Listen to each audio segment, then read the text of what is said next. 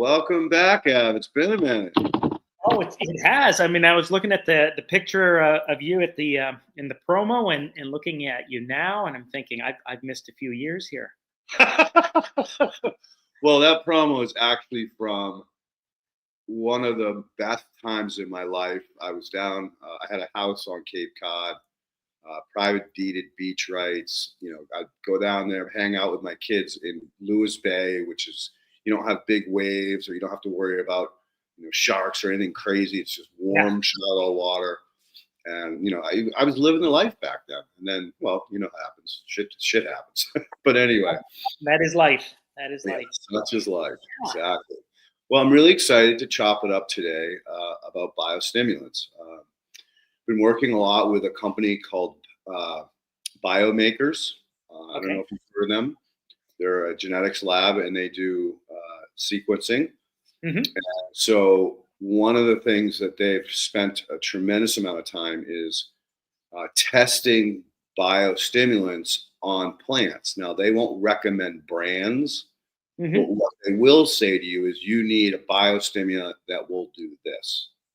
And it's a really fantastic tool.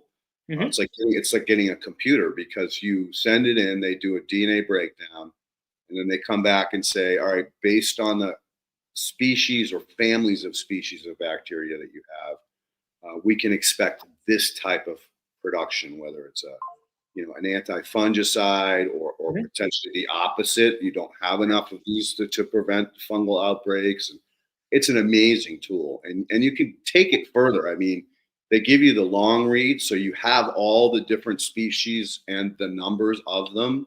So if you have your own pipeline, you could plug it into your own pipeline and see, okay, what else? What are they doing? What else are they doing? Are they mining this nutrient or that mineral? I mean, and of course, it's great to have that reductionist philosophy, but I think you and I know that whether it's epigenetics or just the plasticity of the microbial community, there are other biostimulants that will affect the gene regulation of that bacteria or fungi, and it'll express something very different depending on another biostimulant or perhaps even a plant exudate. So I always think it's very difficult to really say, yes, we know certain strains will solubilize phosphorus great or whatever, but the plasticity within the strain or species is just so phenomenal.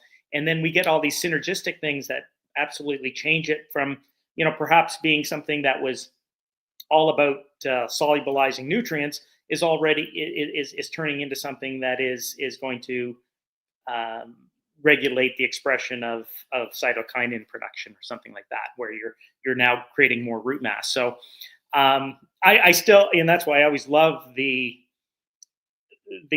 work that you've done with whether it's muncher juice or is that what it's called?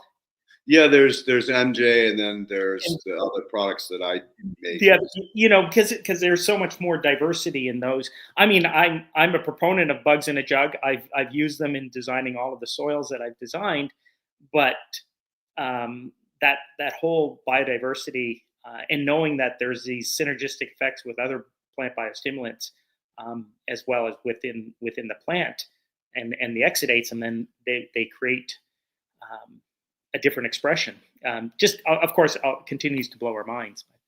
Oh, I say often how it's so great to be alive at this point in time if you're into the science side of things, because God, like the work James White did on biosymbiosis means that two bacteria can come together and create a whole third species, right? Yeah.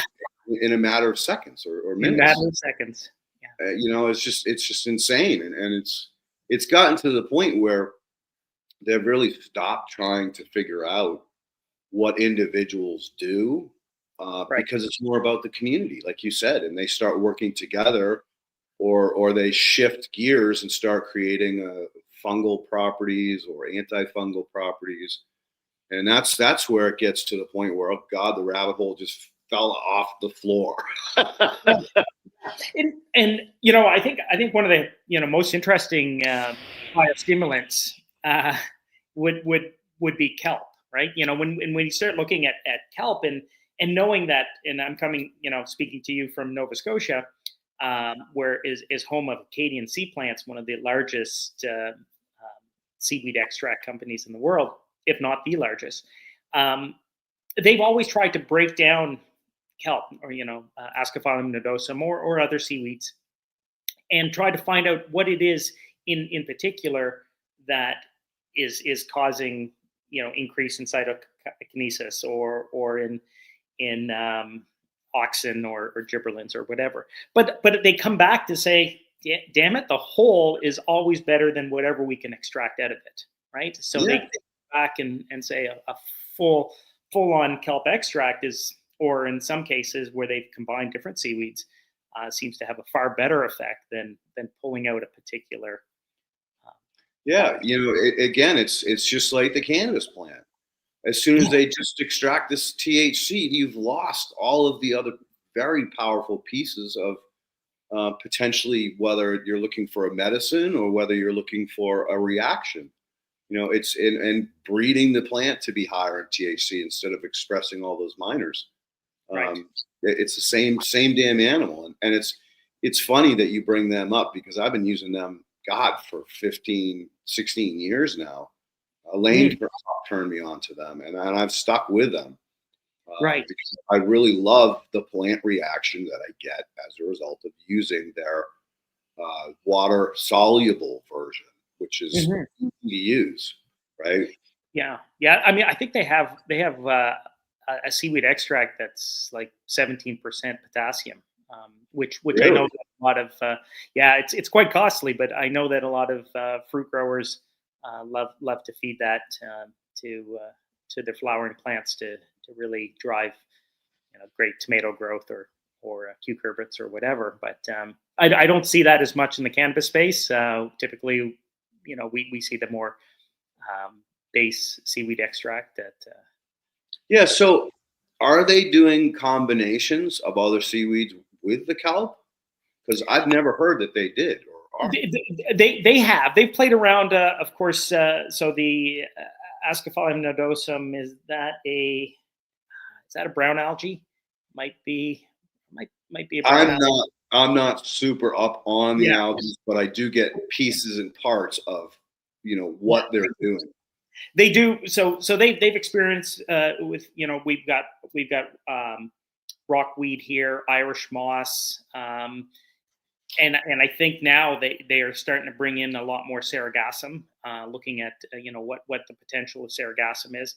So I can't speak specifically to Acadian sea plants, but I know that there's other companies, Nutritech Solutions. They have a trikelp product, and it was based out of a South African researcher who found that using sea bamboo and sargassum and Ascophyllum nodosum at this particular ratio, they had the greatest synergistic effect on I think it was on plant growth and root growth. So I know that around the brown one that has the gas pockets. Which one is that one? I think that was the middle one. The rock, kind of the rockweed one, is that? Well, it's brown and has the gas pockets, and when you dry them and throw them on the fire, they go off like firecrackers. Okay. Yeah, I mean, Ascophyllum nodosum has a bit of that as well. Yeah. That's probably the one. It's very Norwegian kelp, North Atlantic kelp, or something like that.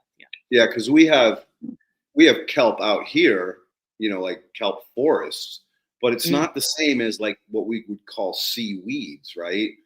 And I don't know, maybe we're talking apples to apples, or maybe we're talking apples to oranges, because maybe they call seaweed sea kelp over there. I think in general, these macroalgae, because when you look at an even like sargassum, the amount of growth that you see, and you get these flushes of sargassum now beyond just in the sort of mid-Atlantic. We're starting to see pockets of sargassum in many different areas. And some people would argue that that's the ocean's way of trying to reduce some of the acidification and increase uptake of some CO2.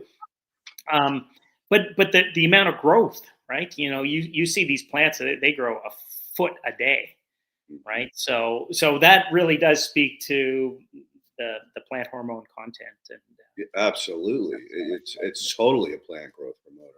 And yeah. what's really cool is like, have you ever done an a ferment with them? No, actually, I've never fermented. Dude, you got to do this. It's crazy. When I first got out here to California, I literally got here 2 days before COVID. So COVID hit, and the first week or two, Paulie and I were walking around going, "What the f is going on?" Mm-hmm. And then I started going, "All right, well, this isn't going to happen. This isn't going to end quickly. So I better start figuring out what I'm going to do." And the first thing I did was I built a compost cage. And because I didn't have any inoculants, I was like, well, what I'm going to do is go down to the ocean and collect Mm-hmm. some kelp that washed up. And so put it in a bucket, put some wire mesh on top to hold it under the water. I left the salt on it. I left the sand on it. I mean, I didn't mess with it at all. I left it in the sun and I just watched it and I microscoped it every day. And I think it was day 4, day 5. I got this great white foam on the surface of the water, put it under the microscope, loaded with flagellates, just absolutely loaded with flagellates. And so then I dumped that on the compost, and guess what happened to the compost? Wow. Boom! Wow. And then of course I chopped up what was left and just started adding little bits into the compost as I was making them. Mm-hmm. You have to chop it really fine because it doesn't break down easy. No, it doesn't. No. But as it breaks down, it's releasing more nutrients and more hormones. Right.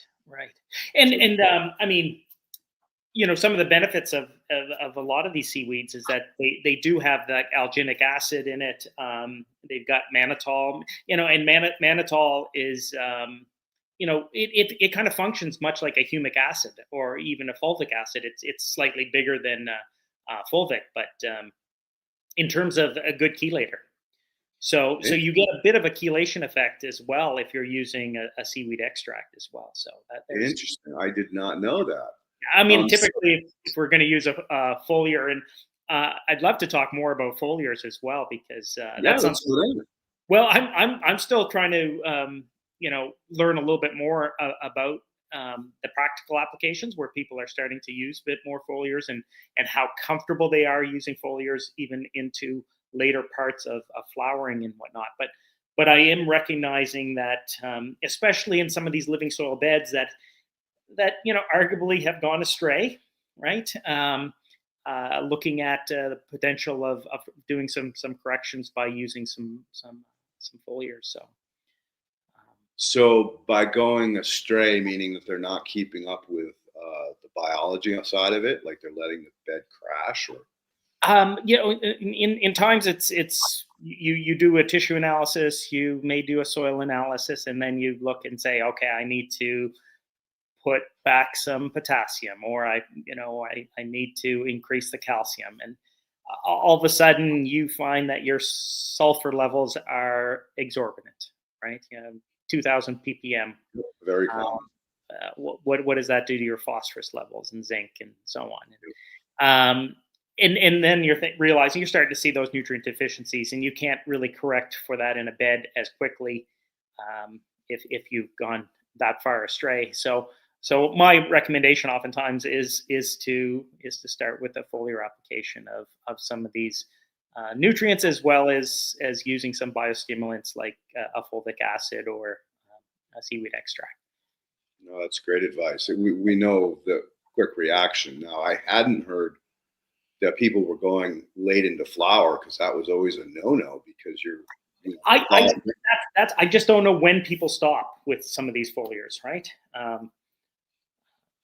Like I know that the humic acid, as long as it's clean, and the fulvic acid, as long as it's clean, you don't have an issue.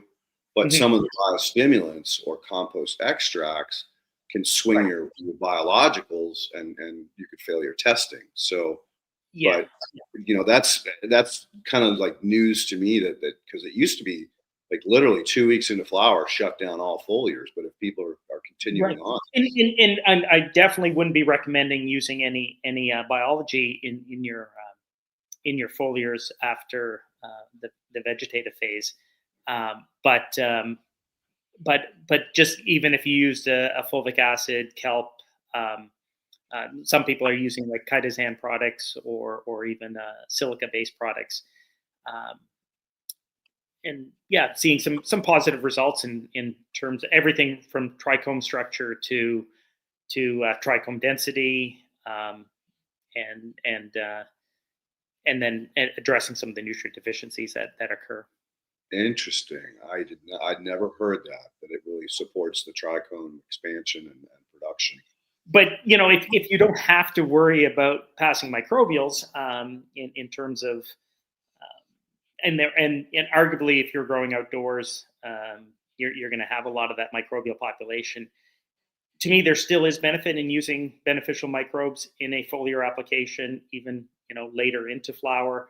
Of course, you will get the benefit of respiration, and so that CO2 is just going to open up the stomates, and then in comes the fulvic. Not that fulvic acid has a hard time coming in, but that fulvic acid kind of will bring in all those other trace minerals that might be in the sea kelp or in whatever nutrient formulation that you're using. Yeah, that's the power of fulvic, man. It's like a delivery method. Like it's got such a low atomic weight that anything that comes in contact with it, it absorbs it Mm-hmm. uh, in a smaller level, and like you said, it delivers.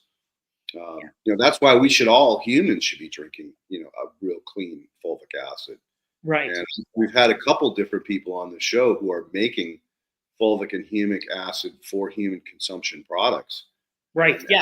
I think we were on a call with Leah Orem yeah, from Quad Ag, and yeah, I used to take some of the I think ionic blend. Yeah, and it was a predominantly a fulvic acid. Yeah. yeah. So this, again, this is so cool that you When know, and we're just rambling on here. So, but if you don't mind, I know that Ken had mentioned that this was something that popped into my phone.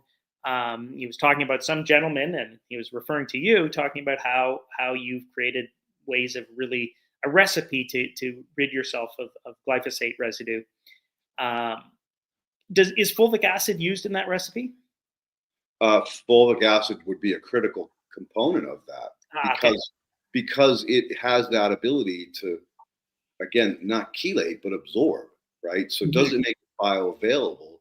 It actually steals it, and then you excrete it out. So Yeah. there's a lot of cleanses out there that are really fantastic. It's one of those things that I probably ought to do more research on and try to get more people on the show to talk about that stuff. There Hmm. was Dr. Will was the gentleman that I think he's talking about that has come up with these cleanses that for the human body to get rid of chlorine, chloramine, Hmm. uh, glyphosate, and there was another heavy metals.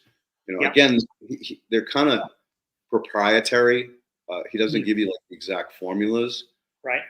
but he did go on at length about he's still trying to get his complete setup up and running, his website and his retail, so people can buy it. And he promised to come back on the show Hmm. when he was ready to like come out and have his full line of products available. Um, which he doesn't want to do. He doesn't want to like build orders and then not be able to fill them, which is smart. That's a really good business smart move. Yeah. So at some point in the near future, and we can have Ken ping you when Mm. he is ready, because he's going to come on and go Yeah. deeper down that rabbit hole of understanding what these different herbs and plants and extracts do, in situ in ourselves. Right. Right. So almost like there's some prebiotics, and then probiotics as well as these other Yep. biostimulants. Yeah, And amazing.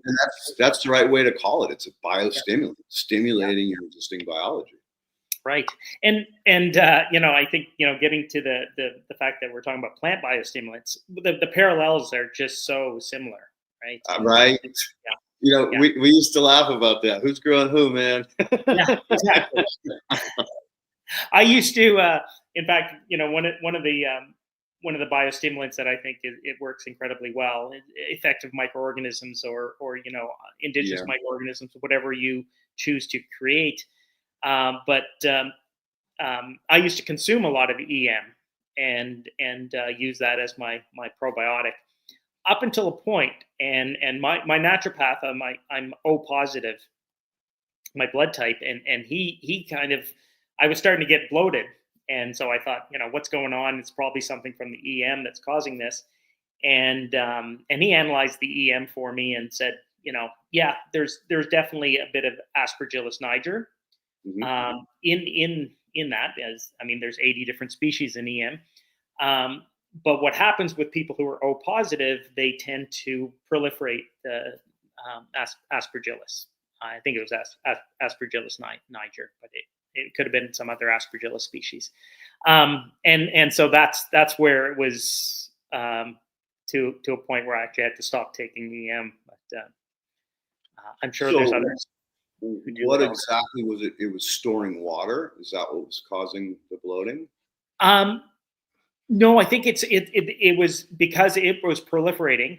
So I was producing more Aspergillus, let's say Niger, that in my system. So it was throwing the rest of my biota off, Oh, and so that okay. But you were like expanding your stomach because you were fermenting it or something. yeah, most likely it was that process. Yeah. So Interesting.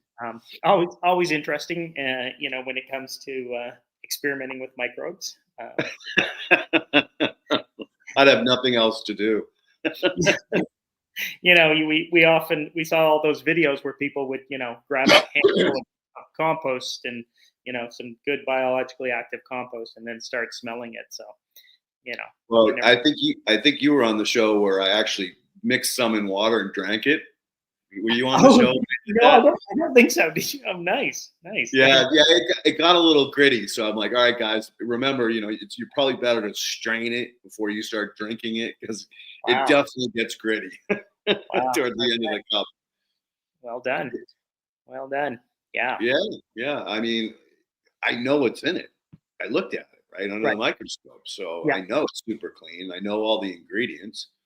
Yeah. This is another ingredient that we don't talk about in the soil food web realm or in the biodynamic uh, Korean Hmm. natural farming world, and that is the power of diatoms. Mm. Now, these things are amazing because they're made of bioavailable silica. Right. And Right. you know the value of silica, and I want to spend a couple of minutes talking about that too. But the beauty of these guys is they have two food sources: sunlight, because they have a little solar panel, Hmm. or just mineral. Hmm. So where they really plume out is when a glacier is melting and hits the ocean. NASA's got uh, data and videos showing that they just The explode, proliferation. Yeah. and then as they die off or set back or the nutrients stop flowing, they end up becoming diatomaceous earth, which is, as you know, a pretty good insecticide, natural insecticide. But the ability for them to pump out oxygen, and Hmm. that's their waste product is Mm. pure oxygen. So once you get them down into the soil, they're producing oxygen for the bacteria to expand, to decompact, form aggregates. I mean, it just goes on and on, the benefits of these guys. And Right. the only place I've ever found in a product was fish brew. No, You found soluble silica. well, their shell is soluble silica, Right. Okay. okay, because it's clear, Sure. right? And as they die off, they'll snap sometimes or Hmm. leave the shell to create another one. I mean, there's a lot of different processes for them Right. to either abandon or die and Yeah. leave that behind as a very, very valuable source of Right. bioavailable silicates. It's Yeah. like baby food to the bacteria. Mm-hmm. Yeah. So anyway, Fish Brew, Keith Mhm. Wilda bought a farm down on Cape Cod, and he's like, "Hey, can you come down and take a look at the water and the fish manure?" Because he knew I was just a geek, right? Like Mhm. he and I met, I don't know, 20 plus years ago, and we just chopped it up about aquaculture, aquaponics, and Yeah. he was the first person I ever met that really understood the, the aquatic food web, right? And so when I down there, I looked at it, like, oh my God, you've got freshwater diatoms. And he's like, what are those? And so I started talking, explaining to him. And then I went to Elaine. I said, Elaine, I think I'm almost positive these are freshwater diatoms. Can you identify them? And she's like, well, I really don't know anything about diatoms, Leighton. All I know is that they look like snowflakes and they have all these pretty different shapes. But I'm not the person to talk to about them. And so that, of course, sent me down a rabbit hole, a good year of just research and talking Mhm. to different people who do understand the diatoms and their function, because I had no idea what they were actually doing in the water column. But I was super excited to see them because, again, they're living silica production. And Mm. and that's something that but a lot of people don't know is the value of having plenty of silica or silicon in your soil profile so the plant can mine it when Mhm. it needs it.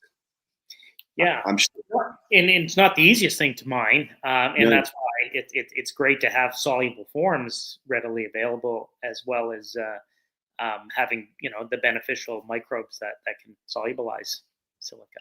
yeah, and a lot of people think that sand is silica or Right. silicon, Yeah. right? And it's not. A lot of sands are calcium based Mm. Yeah. or volcanic based, and so therefore, and even paramagnetic. So that not all sands are created equally. Hmm. And the ones that are high in silica are quartz, and that's like a 9 on the Mohs scale. So of course bacteria Yeah. struggle to break that down. Yeah. So Yeah. again, that's why I was so excited that after figuring it out that, oh my God, this is bioavailable silica, plus it's pumping oxygen into the soil profile. Right. That's Yeah. that's insane. And of course, then you tie in the microbes in there. So the silica probably is contributing to the chitin of the diatoms as well. So now you've got bacteria that are producing chitinases. Hmm. Those chitinases will, I mean, one of the purposes that some people use, like a monosilicic acid, would be to stress the plant out, right? So you will trigger the systemic acquired resistance in the plant, and that essentially tells the plant that they're under attack, and they will heighten their plant immunity. And typically, when you see a heightened plant immunity, you'll see either an increase in plant yield, or you'll see an increase in a plant quality factor. So in the case of cannabis, it's hopefully increased cannabinoid production and stuff. So Yep. And terpene production. yeah. Exactly. So and yeah, once again, it's those microbial, the bacteria that produce the chitinases that then trigger the plant's immune system. So Yep. And let's face it, when that plant gets that signal, it's going to leak a ton of exudates to stimulate that population, which is again Mhm. like super, super cool that it can just totally run its world. And this is I think the cannabis community of all of the plant-based communities is the only one that understands, at least the living soil community Yeah. understands that you're the steward. You're not there to just pump it with this or pump it with that. You're there to support its growth, support its needs. It chewed up all the copper or chewed up all the phosphorus, and so you're there to support it, but not like just pound it. And I think I have you in slides where I say, don't be a moron, and I give you credit, Leighton Morrison. Don't be a moron.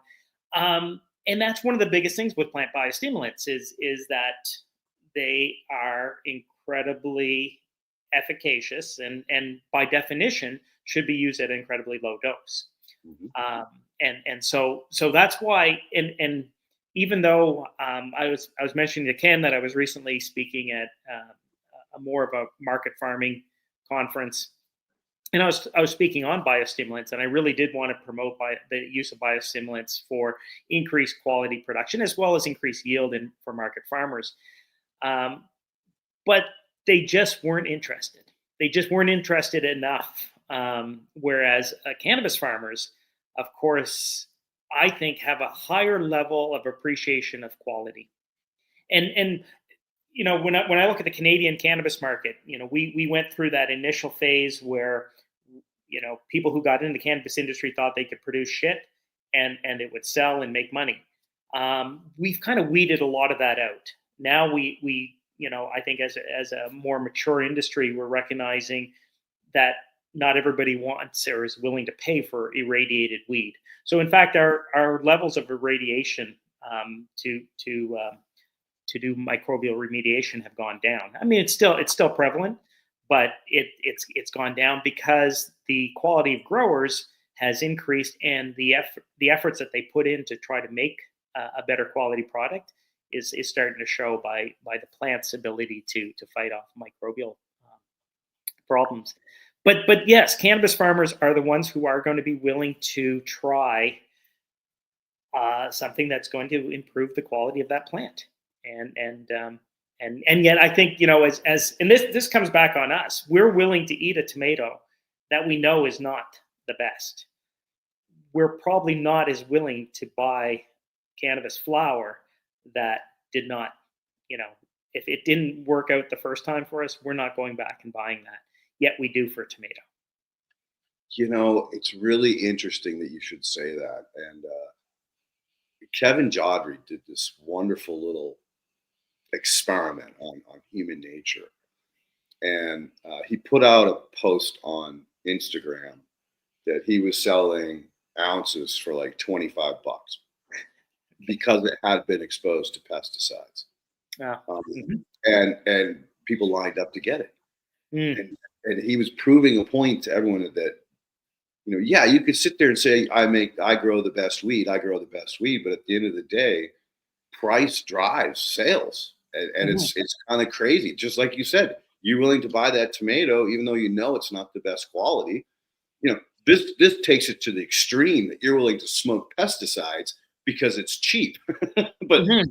Right. but it's the same concept as like willing to sacrifice because that tomato at the grocery store was easy. You were already there buying it. You didn't have to make a special trip to the farmer's market and pay more for it. Mm-hmm. And I'm really surprised that the small farmer market type farmer did not get into like what you were talking about, because at the end of the day, if your tomato tastes much better than the one that has no flavor, people are going to come back and Right. Yeah. demand it.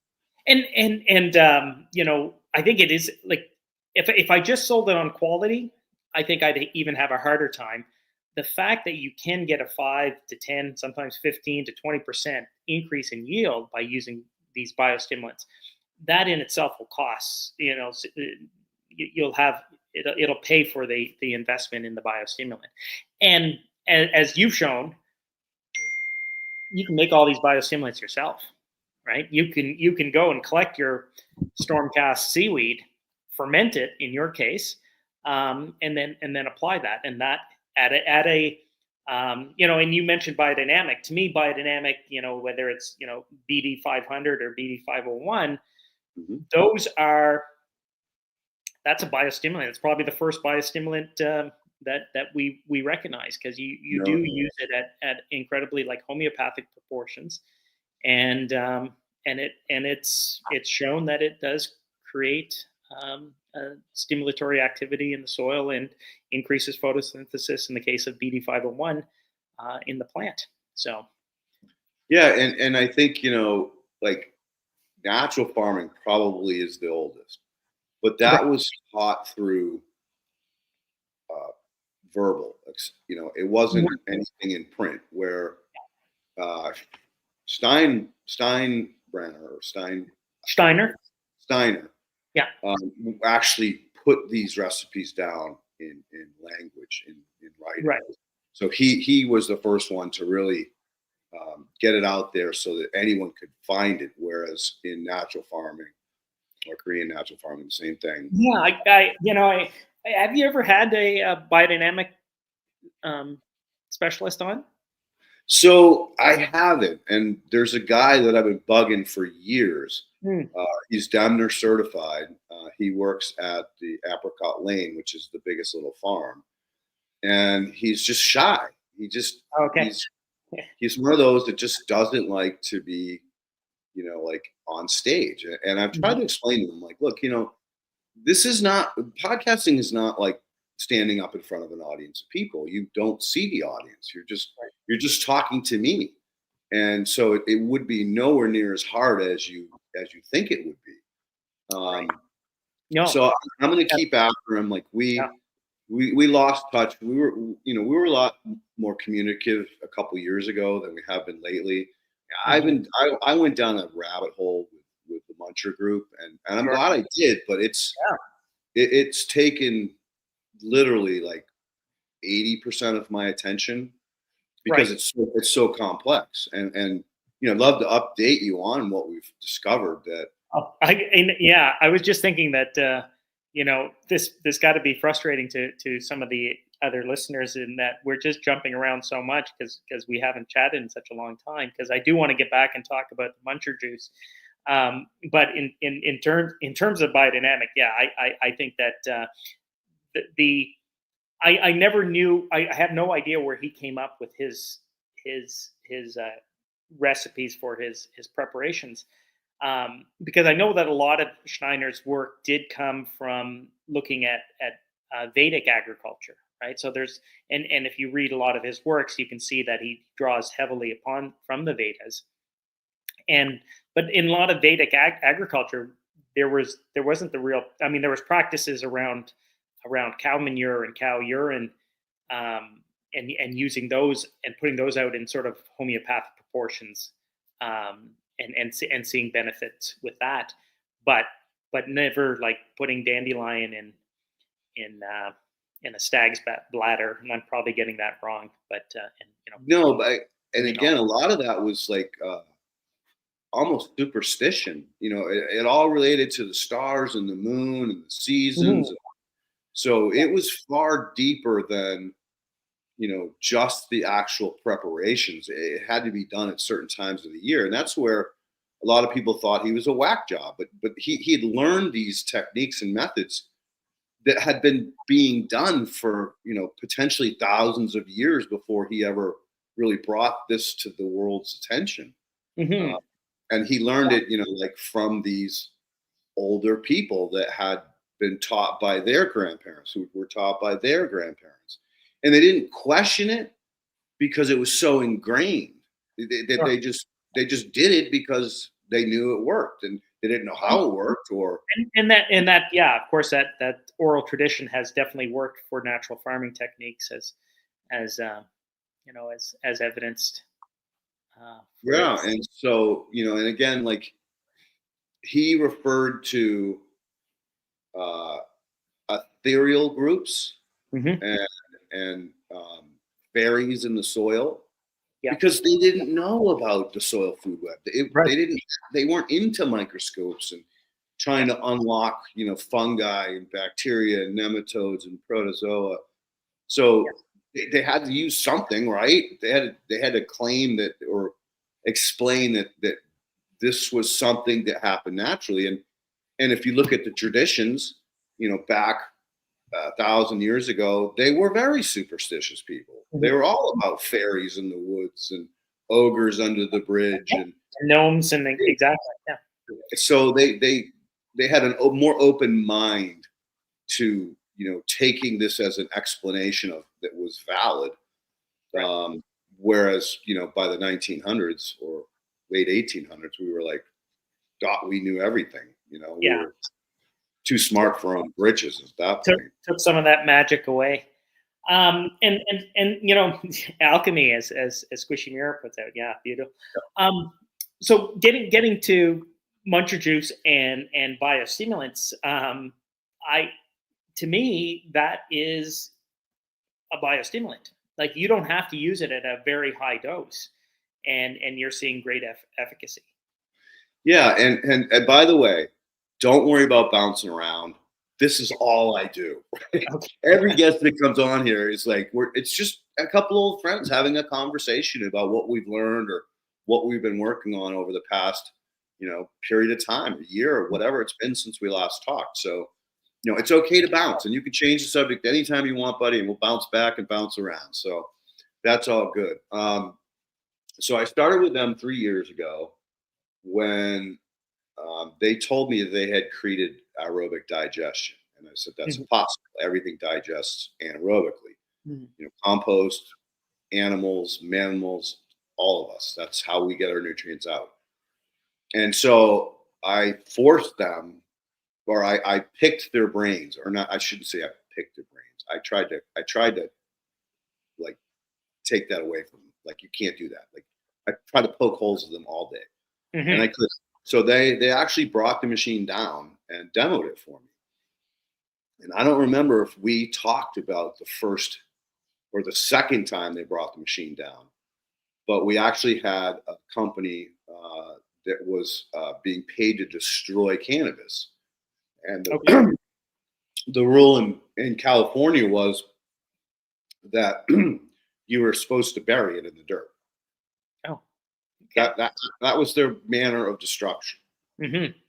Talk about insanity. Yeah. And these guys got paid huge money to do that. So just add some dirt to it and throw it on the ground. And so they wanted to find a more efficient way to destroy it. And so they came out with, oh God, a couple of trash bags of pre-rolls, bud that didn't pass, didn't pass the biologicals or the pesticide test or whatever. Some of it was out of date because supposedly there's an expiration date on it. Right. And then there was a bunch of stuff. If you're not using biostimulants and you've got low bricks, you will have a lower shelf life. And then, yeah, but again, like, I don't know about you, but I've had cannabis that's 2-3 years old and it's still good. It's not like it's you had high bricks on that cannabis. Yeah. Well, I'm blessed, man. Everybody that gives it to me is one of us, is a living soil grower. So I'm spoiled friggin' rotten. Yeah. So anyway, we loaded this stuff up. I grabbed a whole bunch of it so I could bring it to the lab so they had a control versus what we did after the treatment. And it's like the owner of Peach Hill was kind of horrified because it smelled like a Grateful Dead concert. Like the whole facility was stunk of weed. Yeah. So right away I knew, okay, this is releasing terpenes, so it's got to be releasing or breaking down the THC molecule and the other cannabinoid molecules. So I'm like, guys, this is going to work. And so I grabbed a sample post treatment and brought them down to a local lab, and sure as shit, we got down to 0.03. So we have effectively destroyed the plant matter. So then I called 3 different cannabis growers who I trust, and I said, hey, I have a product that is going to be ideal for your cannabis plants. Would you like me to send you some? And they're like, heck yeah, of course we want to send us some. So 2 of the guys had amazing responses, although they didn't really track them. Right. Yeah. They're cannabis consumers. They're not really like scientists. Right. All they knew was whatever it was in there made their strain or cultivar a lot better. Okay. So anecdotally, they said, yeah, that worked great. Can I get more? Right. And in some cases, I did have enough to give them more. One of the gentlemen is more of a nerd, more of a scientific approach to things. He's a hash maker, cannabis grower, has his own garden, very methodical. And he documented he had a very, very difficult cultivar to grow, super finicky. Everything he tried, he was fighting it all the time. And so what he did was he took the mother, took off 2 clones, and the mother was still pretty young. She was from a seed. She was only in 5 leaf. And so he took 2 clones side by side. One, he did what he typically did to take care of this plant, which was a lot more complicated than all the other cultivars that he grew. He had a special formula to help this along, limp it along, I should say, literally. And he used muncher juice on the other one. The clone was still in 3 leaf. The mother was in 5 leaf. The clone treated was in 7 leaf within a couple of weeks. Wow. So I go, oh my God, this has got hormone in it. Yeah. So that shot me down another friggin' rabbit hole. Like, all right. How are we going to test what muncher juice is actually producing in this process?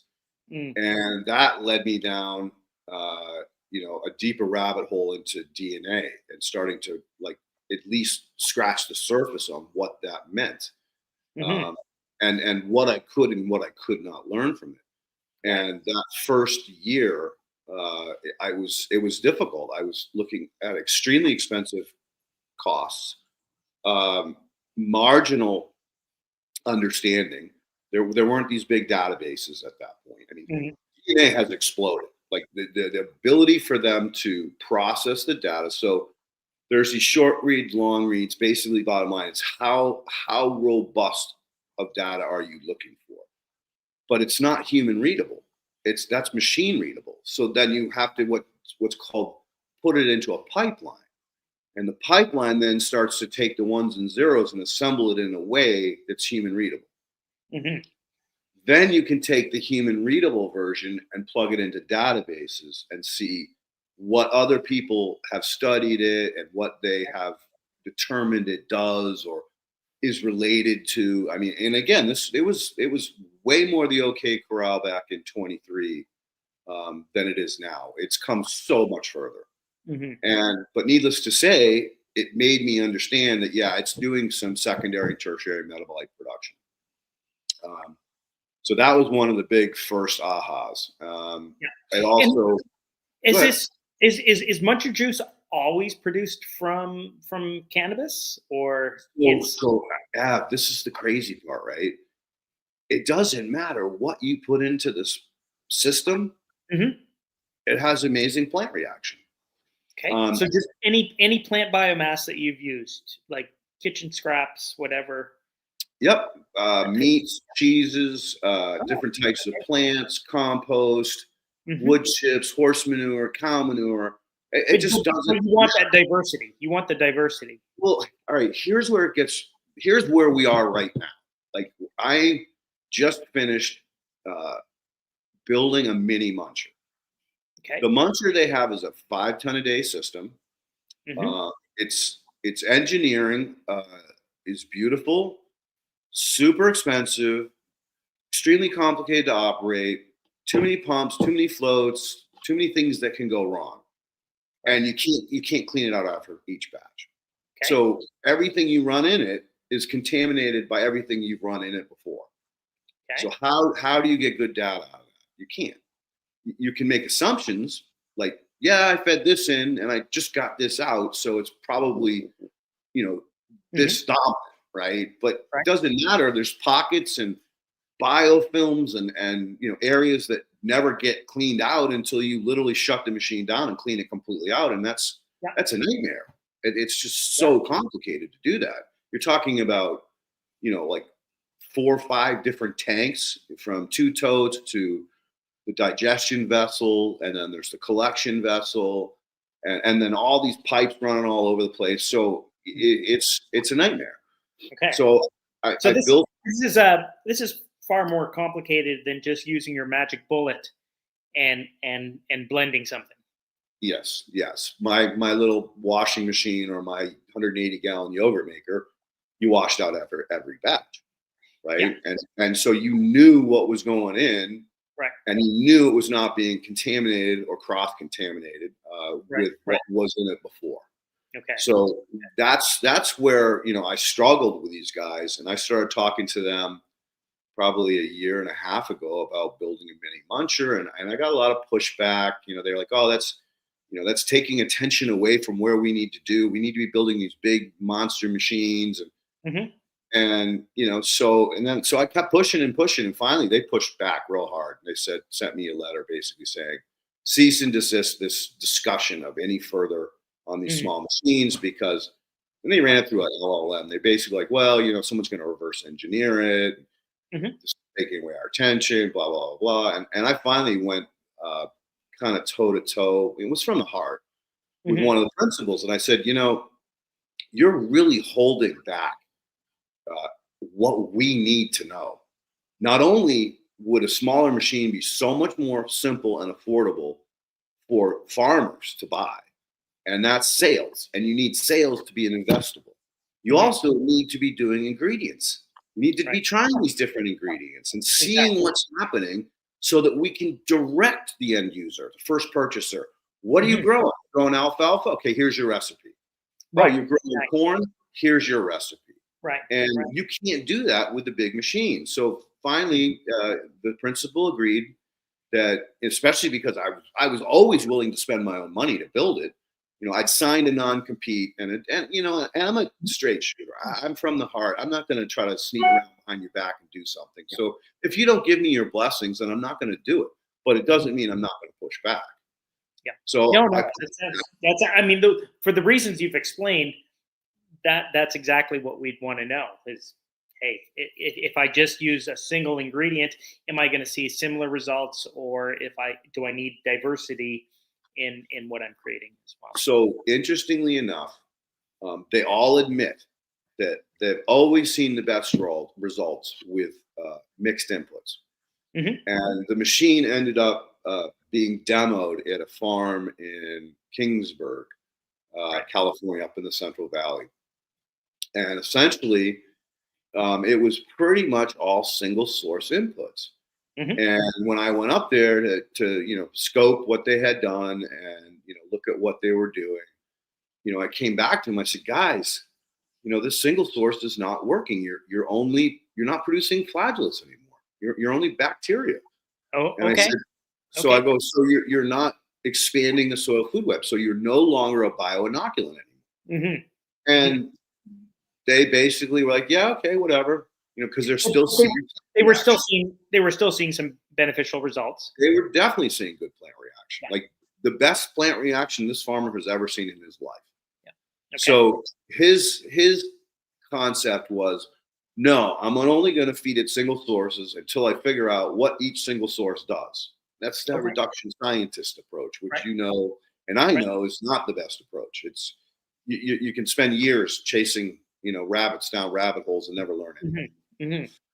So bottom line is they finally agreed to it. First of all, I did a proof of concept. Basically took a cement mixer, mixed in or tried 4 or 5 different types of gravel as a grist, Hmm. uh, and ran it to see what kind of reactions I got. Like, did it grind it up? Did it smash it up? Did it make chocolate water? Did it make sand? And settled in on a particular mix that was really hard. It's got multiple colors, and so we also know that each color represents a different mineral content, so we can kind of steer chemistry as a byproduct of the gristing process, which is super exciting. And then I also got uh, some pure quartz. So quartz is Okay. again a 9 on the Mohs scale, so I know it won't make sand. The Right. vast majority of the initial testing made sand, and sand is a nightmare. It's a byproduct. It plugs up the liquid solid But separator. just using a metal blades or grinding it in that manner, that was not your intent. You needed to have Well, maceration done by. yeah, I wanted the maceration, but without grinder pumps, without stainless steel cages and brushes brushing against stainless steel perforation. Mhm. That's it's all cool, right? It's super cool, but it's too complex. It's too expensive. Mm. And so, I have this rule called one pump, one God. And on their system, they have, I don't know, 3, 4 pumps. And balancing it is a nightmare. If one float goes down, it overflows or it drains dry, and they run a pump dry and blow it up. Mm-hmm. So there's like, you have to babysit this machine like the whole time it's operating. Whereas if I came up with a simpler method, you could basically fill it and walk away from it, not even worry about it. Mm-hmm. So after I figured out the grist using the cement mixer, and I figured out how to make chocolate water. Again, remember what I was talking about, the seaweed and the foam, right? I know when I see foam, I know that I have the level of biology I want. Ironically, Mo runs his whole machine on when he sees foam. And he rates the present, what he calls the bio bed, based on the level of foam that he gets. If he's got lots of foam, he knows his machine's singing, and he can throw tons of shit into it. If he's seen very little, then he has to go, okay, what am I feeding in? When we were at the Agerman, we were using a lot of lemons, and that killed the bio bed. It knocked it way back. They just did not like that acid, right? The acid, we know what acid does, acid pH. It really limits the level of diversity and the ability for the biology to actually decompose anything. Mm-hmm. Matter of fact, when Agerman adds lemons to their compost pile, it stops composting. Mm-hmm. Mm-hmm. So they hate lemons, right? But they have to take them because they're agricultural waste. Right. And one of their partners is Limonera, which produces a ton of wasted lemons. So they have no choice, but they have to figure out how to deal with it as a waste product. But anyway, back onto the point. So I get through what I want to call the proof of concept, and then I take a 6-inch diameter commercial grade pipe. So it's got the 1/4-inch thick walls. By 4 feet, I suspend it on a bunch of rollers, and I make sure I have forward and reverse. And then I had a metal fabricator weld up you know what an auger does, right? The auger fills the whole tube, so you turn it on, it dumps this way, or you turn it reverse and it dumps the other way. Well, I had him do an 1.25-inch ring that went around the outside of the barrel and was stabilized so that it wouldn't throwing collapse. everything back in. Yep. But the center was open, so I could feed the shit into the center, and then I could turn it forward and grind it against the end of the tube, or I turn it in reverse and have it shoot out the other end. Yeah. So that was my prototype, and that was a nightmare. It took me 2 months because I have all kinds of different fulcrums. Like, did I want to run the machine at 80 degrees? Did I want to run it at 60 degrees? Did I want to run it at 45 degrees? When I emptied it, do I want to empty it flat, or do I want to have an easy unload? So I would say month and a half was focused purely on just water. I mean, all of that is important information, right? Because the angle determines this particle size, right? Yep. Yeah. And I also had speed. So I had slow speed, I had fast. Dude, I was spinning that thing so fast, I created a vortex. I literally, the liquid sprayed out and stayed in a perfect wave, like inside the tube. It was super cool, dude. I was having a blast just fucking around, but excuse my language. But that was not something that was going to be good with production, because now I've created centrifugal force. So everything gets forced to the outside of the tube, and it isn't churning like a gizzard does. Yeah. Or a grist mill, right? So anyway, I go through all that process, and finally I get it right. Now I've bent pulleys, broke friggin' fittings, cut into the tube, threw off wheels. I mean, you name it. I just ran that thing, over and over and over again until I got it dialed in to a point where I could actually say, okay, now I can test it. And so I went through that process, figured it out, and I had a buddy of mine who's a propulsion engineer. He used to run Navy frigates. So this guy's no joke. He does electrical, water, nuclear power, any type of power plant, electrical generation, you name it. He had to do all of those classes and had to pass a test to be certified to be the Scotty on a fucking frigate, right? So he he's been following me for years. We've been buddies for probably, I don't know, 40 years anyway. And so he's always loved what I've done with, going down this rabbit hole of soil biology. And so he supports me, when I'm doing stupid shit like this. Like, when I first invented the washing machine, he laughed his ass off. He goes, "That's a great idea."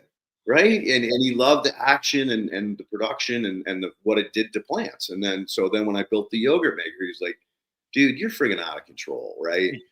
And those are soft colliders, right? Those are like me colliding materials underwater with force. But like if I punched you underwater, it's not going to hurt. You're going to feel it, but it's not going to hurt you. Like if I punch you above water, it's going to hurt, right? So that was a soft collider, not a grinder. And so this is a whole different force of power, force of energy. So anyway, I started, going down this rabbit hole with this tube, and we would talk at night and chop it up. And I got him so excited that he's like, "All right, I'm going to build one." And I'm like, "All right, are you going to go down to the junkyard, and scrap it out of there? Because, I don't have a lot of money right now." He goes, "Yep, I'm going to go down to house." And he goes, "You have all that metal here from when we were working on that project. I have channel stock. I got your giant screens. I got sheet metal. I got 1/4-inch plate metal. So I have everything I need to do it." He goes, "I'll have to buy the electric motor. I might have to buy some pulleys, a little bit of wiring stuff, but for the most part, I'm gonna scrap it out of rear ends on lawnmowers on those." And Leighton, you might be doing this for the audience. Most of this engineering stuff is just like, I tune out. I want to know what that end product looked like and what it did, right? So that's. So let me text Ken a couple pictures that he can pop up so you can actually see this thing. So of course, as an agronomist, I'm jumping to the end. I'm wondering, are you applying this at, is this at a liter per? Is this like 50 liters per acre, or is this at? So the end product, we are right now. It's sorry to fast. No, you're good, dude. You're good. You're all good. So right now we are at Los Alamos National Labs doing some work with them on the muncher, and right now we have a growth test going on, and we did a 1-to-1 dilution, 5-to-1 dilution, and a 20-to-1 dilution. And we were only 8 days in as of last Wednesday. And the result was 5-to-1 was the sweet spot, which we always kind of guessed it was going to be. Isn't that interesting that a lower dilution is more efficacious than a higher dilution? And so yeah. Like you'd think, hey, the 1-to-1 is going to kick ass, but it didn't. And the 20-to-1, the 1-to-1 actually looks sickly. Like it like shut down. Like we threw off the cata exchange capacity, right? Right. Okay. We overloaded. We nutrient locked it. Yeah. Now maybe in a week's time or a month's time, you might see some. Yeah. Right. It might bounce out, and we have our weekly meeting on Wednesday this week where we'll see the next 7 days of production. Okay. So Wednesday is going to be very exciting. Right. And also we've done, everything from 40 gallons an acre to 10 gallons an acre. And we're still seeing, good results, but the dilution seems to be the key, because diluted 5-to-1, Matt was using 40 gallons an acre and seeing incredible response. And once again, this was a diverse. No, that was the single source, man. Single source. Yeah. Kyle, on the other hand, was not single source. His was about 6 or 7 different ingredient, and he blew out 233 bushels per acre, which is fantastic. Anything over 200 is very profitable. Yeah. And he did an application of 5 gallons of muncher juice to 2 gallons of water, which was the opposite of what I told him to do. Which, it happens, right? I told him, I said, 2 gallons max to 5 gallons of water, right? Because he wanted to really test it. Yeah. And I forget his exact dosage because he only did one application. And I think he was at 10. Post-emergent. Say again? Was that a post-emergent application, like with the corn? Like, was it like at knee high or? Yep, exactly. Side dressed. Okay. Because that's where. So sorry, injected or foliar? No, bladed in, knife in. Okay. Because in the year before, we did drag tubes on a boom sprayer where he dragged it along the row of corn. Yeah. So each row got a tube that fell over the top of it. Right. And we didn't have good results at all because it never penetrated the soil. Interesting. So, and that was something he didn't tell me, was like, oh, yeah, my soil is like completely compacted on the top and we don't really get good penetration. When we plant, we set the knife down to where we know it's moist, and then we drop the seeds in at that level to guarantee that they're below the crust. Yeah. And I'm like, well, damn, dude. I know we're all about it's all about biology, but did we have we analyzed it for any other phenolics, sterols, other molecules? We did a nutritional panel versus NPK corn. And I have to say that we had probably 15 to 20 and as high as a 30% increase in good things or decrease in bad things. So it was very beneficial. Okay. I was referring to the muncher juice. Have you analyzed the muncher juice to know that what else is in there, beyond the biology? If there are. Phase 1, and this is a 5-year program with Lano. So the first phase is all about plant growth trials. So we did an experiment with tomatoes and sand. And listen to this, dude. Ken has the picture somewhere. We did 2 applications, 10-to-1 dilution. Here it is. Look at the bucket on the left. We have 4 inches of topsoil formation out on contractor sand. Yeah, that's just not moisture retention. That is. Oh no, we increased. We had a 10x increase in clay, or no, a 2x increase in clay and a 5x increase in silt. So the biology converted the sand into clay and silt. Okay. Dude. Don't follow that. I don't understand that. We're talking alchemy, so this is and this gets even crazier, right? Yeah. So it was not an increase in organic matter content. Well, yeah, the organic matter increased because the plant did so well. There's so many roots and so much, the ball of the plant and everything was killer. Wow. And the center one was Miracle Grow, and it fucking died, and it got hornworms and just got attacked. All 3 of these buckets were side by side, and the hornworms only attacked the Miracle Grow. It picked at the control, which was just water, but it didn't touch the one with MJ. Right. And what's even more interesting is that after I did this, like I went in and started playing with the sand to see if it had formed aggregates, right? So of course the NPK one, no aggregates. Sand just fell through my fingers. Same with the control, just fell through my fingers. I guess we see that with the root ball there. Yeah. And that root ball was way bigger than that. There was still more in the soil. That's impressive. Okay. Yeah. And so we actually formed aggregates, dude. Stable golf ball friggin' aggregates out of sand. Were you able to do a cation exchange capacity on this? Yes, I did. I have the test results from Logan Labs. That, I can't remember what it was, but it was something stupid of an increase, like wow. 20. Yeah, that's Ken, amazing. Ken, do you still have that little video of the aggregates? Because I I'm wondering if don't it's, think so. okay. Okay. Yeah, it's that is impressive looking stuff.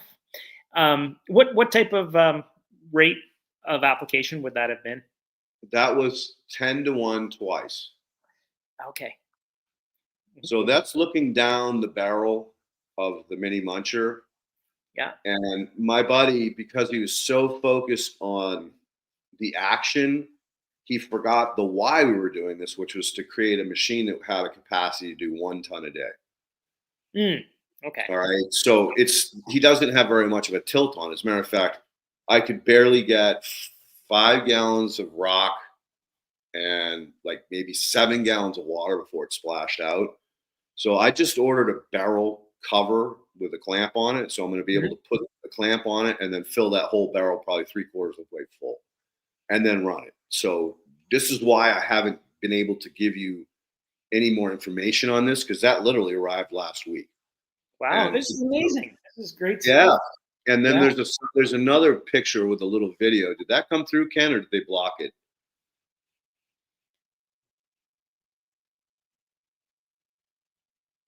Check this out. Turn the volume up.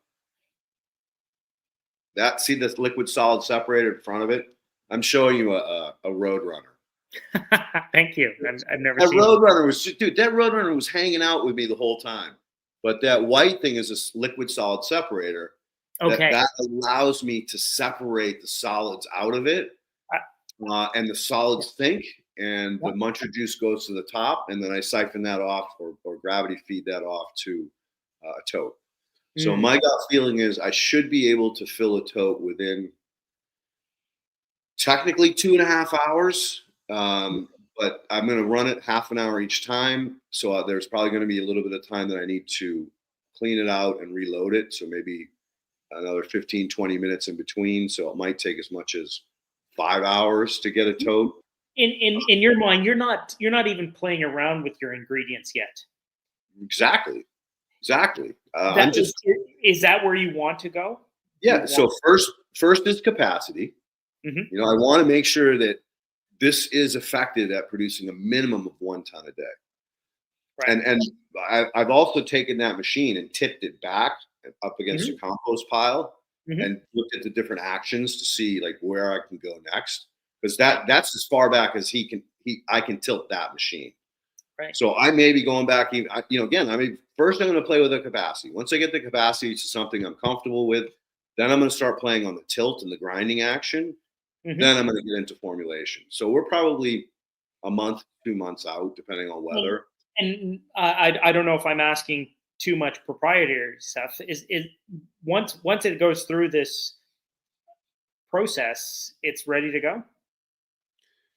It's ready to be replicated. No, sorry. Is the muncher juice once you do the separation from the it's ready to go. It's ready to go. Does it have a shelf life?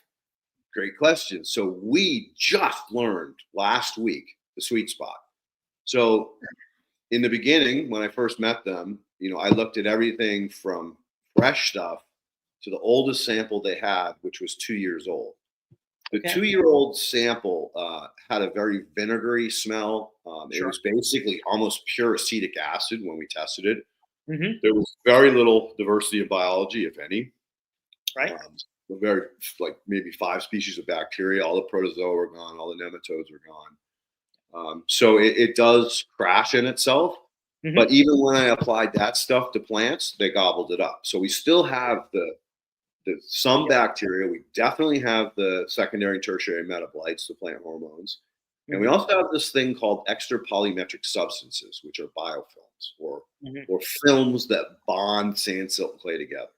Right. So it still has great value, but it could be 4 products in one. It can be a bioinoculant when you have flagellates. It's a biostimulant without the flagellates. It's a metabolic without being a biostimulant, and it's also a soil formation. You have 4 products in one. that soil formation, are you attributing that to glomalin? Well, it's definitely not protein. What is that? How do you say that now? Protein related soil glomalin, because glomalin only exists in the fungi itself. As Right. soon as the fungi excretes it, it becomes a protein related soil. Fucking, there's a there's a term for it, Okay. and I'm sorry, I'm not remembering Yeah. it, but it has the similar principles or properties that it bonds sandstone and clay together into aggregates. And I don't have all the information on that. That's again, Lionel is like freaking out because there's so many different angles we can take this product. We're probably going to be 10 years out before we really can answer some of these technical questions like what is the hormones being produced? What are the Yeah. ingredients? I You mean, know, and especially if you want this to be an on-farm, apparatus.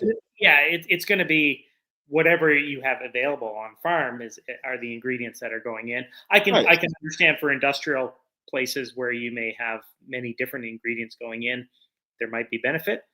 Um, Yeah. So I mean, basically when it gets to ingredients, I'm going to start with 1/3 brown, 1/3 green, one okay. third whatever I want to grow. So Hmm. if I want to grow alfalfa, I'm going to feed 1/3 alfalfa, Right. right? That's my starting point. Sure. And then once I do that, then I'm going to start adding in fruits, vegetables. I'm not going to go meat and dairy because there's just too many potential pathogens that can come up. Right. Um, I'm going to keep it really simple, and then whoever buys one, I'll be able to recommend, these formulations within probably 3 months from now. I'll have And formulation cards. are you finding the majority are facultative aerobes, or are you seeing facultative anaerobes? So the the crazy part is Mo has a proprietary spike in formula that he uses, which is basically the majority are facultative Anaerobes? anaerobes. But Okay. Yep. when I look at the end product, I'm seeing flagellates and aerobes because he is aerating it, he is agitating it, he's cycling it. So, he basically accomplished aerobic digestion through force. Hmm. Whereas this is going to be a little different. I'm not going to have heat. I'll add pH if I need to. I'll pH it because you know how when you compost it usually goes acidic. So Hmm. I'll bump it with some calcium if I need to maintain or get to 7 before I give it to somebody. Okay. But as far as like really getting uh, the potentials unlocked out of it, it may be 6 months to a year before I can really answer like, oh, I have the ideal volume of sugar to greens to browns to the input of the plant that you want to grow, right? So there's going to be a methodical step. Again, I'm going to start with greens, browns, and the plant that you want to grow, and Yeah. and then I'm going to send that out for nutrient testing. Send it out for, I'll do the microscopy unless they want me to send it out to Andy to have third Right. party validation of what it is. And then I told him, I said, I have 2 glass sliders that are due south, so I can grow in my house. I can do some plant studies that we can send out to bee crop to get DNA and really start to understand how we're affecting the plant that we want to grow. Right? If I have a whole bunch of hay, so I'm going to get some hay Mhm. seeds and do them in little 4-inch pots or maybe 8-inch pots. Right. And do side by sides. I'm probably not going to go like crazy with replicates Hmm. because that's something that we will do with Lannel. They're 5 in replicates on everything. Yeah. Whereas I'm just trying to find the path or the where's north or where's south. So Yep. I'm probably just going to use single pots, and then anything I've learned here, I'll relay to them saying, hey, try, I'm going to send you this mantra juice. Use this in this test or use this in Right. that test. Yeah. Because I'll be learning as fast as I can here while they're running different experiments down there. I Right. figured that would be the best way to really, don't screw around looking for which way the direction. Just Mhm. find a direction, or at least somewhere in proximity of where you want to go. And to bring this back somewhat full circle, and talk about biostimulants, not necessarily. I mean, maybe MJ will end up becoming a biostimulant in terms of of being able to put it on at a relatively low dose, but otherwise, um, I see the benefit is when we look at a lot of our biostimulants, they are coming from being a byproduct in some type of industrial process, right? So when we look at even a fish hydrolysate or a squid hydrolysate or something like that, it's coming out of a um, A byproduct. yeah, it's a byproduct, and feather meal, blood meal, all of those are also byproducts. And if we can find out what some of those biostimulants are within those products, then we can put them on at an incredibly low rate and see if we can get that type of response. Which Reaction. is, yeah, And again, I think, it's like, how do I say this? Letting nature guide us instead of trying to force nature to do what we want is hmm is the way to go, right? Is like learning to learn from nature instead of creating these incredibly complex processes.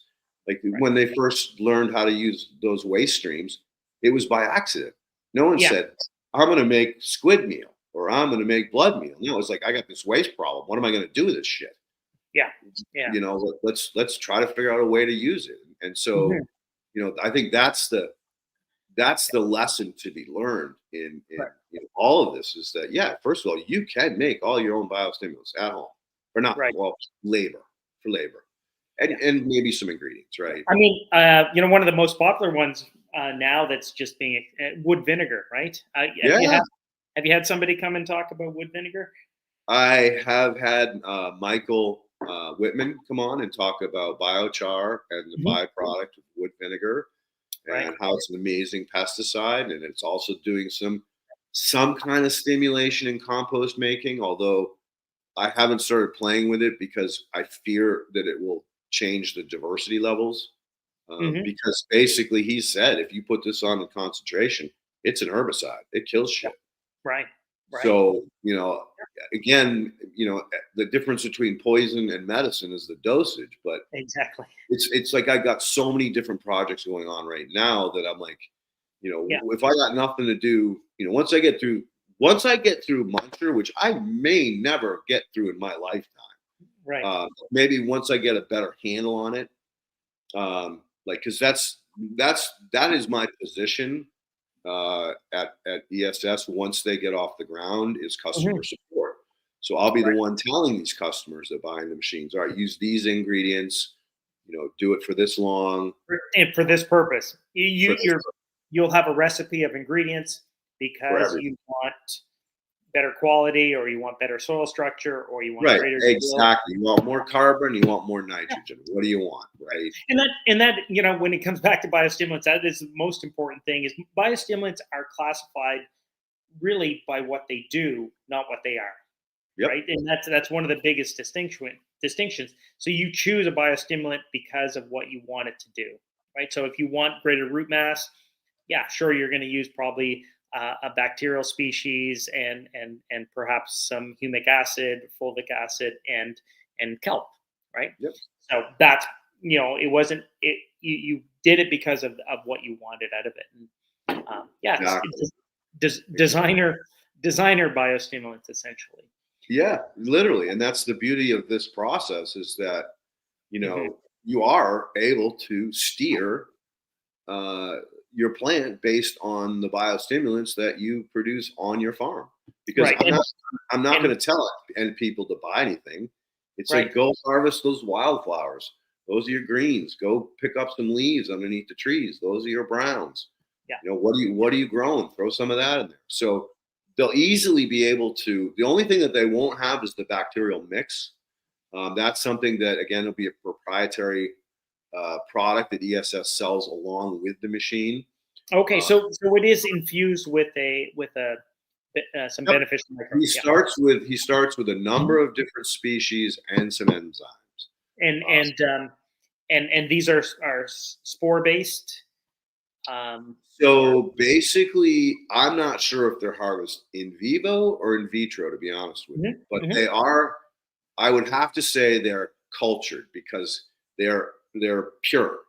Yep. So again, they could be harvested in nature and then plated, or they could be just grown and out. they are predominantly facultative aerobes. Yeah, but there are some anaerobes. They're facultative anaerobes with some aerobes. Oh, okay. Okay. All right. So they're oxygen tolerant anaerobes, which I found in all of my work when I'm trying to return a field from NPK to soil food web. I have to start with the facultatives because if I don't, the aerobes can't get to work. The facultatives set up shop. They build soil structure. They start nutrient cycling. They start to build the tool, and then I come in. It helped. Like big proponent of EM for a long time, and then it wasn't until John Kempf had Olivier Hassan. I don't know if you ever caught John's presentation where he brought Olivier on, and that was a whole discussion around the facultative anaerobes and really that they are the ones that the lactobacillus, the bacillus subtilis, and so on and so forth that are doing a lot of that work. So yeah.